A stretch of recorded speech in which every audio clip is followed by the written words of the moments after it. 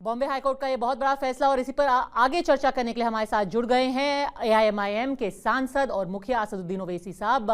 ओवैसी साहब, सबसे पहले आपसे पूछना चाहूंगी कि अगर जो 12 लोग जिनको निचली अदालत ने कन्विक्ट किया था, अगर वो सब के सब अब बेकसूर बताए गए हैं, तो 189 लोगों की हत्या का जिम्मेदार आखिर कौन है? मुंबई ट्रेन धमाके किए किसने? नहीं, आपने बहुत अच्छा सवाल उठाया है कि इंसाफ अभी सिर्फ आधा हुआ है। और अगर आप कोर्ट का वो जजमेंट पढ़ेंगे तो मैं आपको पैराग्राफ नंबर 1477 आपको बता रहा हूँ, पैराग्राफ नंबर 1481, और इसमें इस साफ तौर पर कह दिया गया है कि जितने एक्यूज़ को पकड़ा गया था उनको टॉर्चर करके, उनको मारकर, पीट कर वो कन्फेशन लिया गया। और फिर 180 लोगों की जो मौत हुई है, इसका तो जवाब महाराष्ट्र एटीएस को देना चाहिए।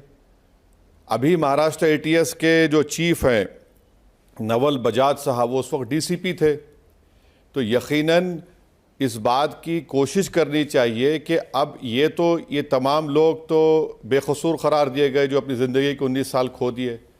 180 लोग जो मारे गए उसके आप अलग तहकीकात करवाइए, मालूम करवाइए कि कैसा इस तरह का इन्वेस्टिगेशन किया गया।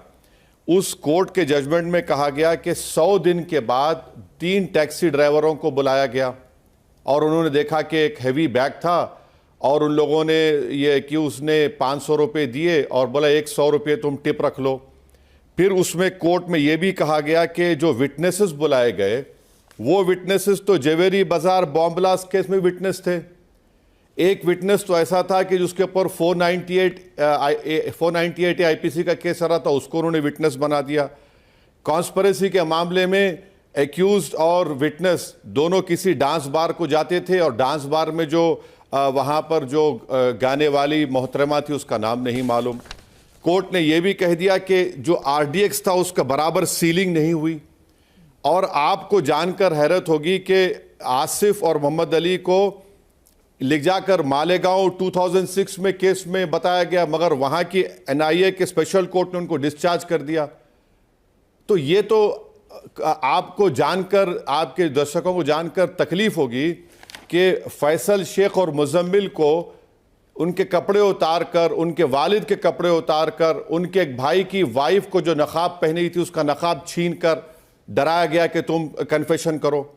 ये सब तो जजमेंट में आ चुका है। तो इसलिए उस 180 परिवार को इंसाफ दिलाने के लिए हम महाराष्ट्र सरकार की जिम्मेदारी है कि इन लोगों को छोड़कर, एनआईए को उनका एटीएस को छोड़कर आप एक इन्वेस्टिगेशन करिए, क्योंकि ये तो क्लोजर नहीं हुआ उस 180 परिवार के लिए।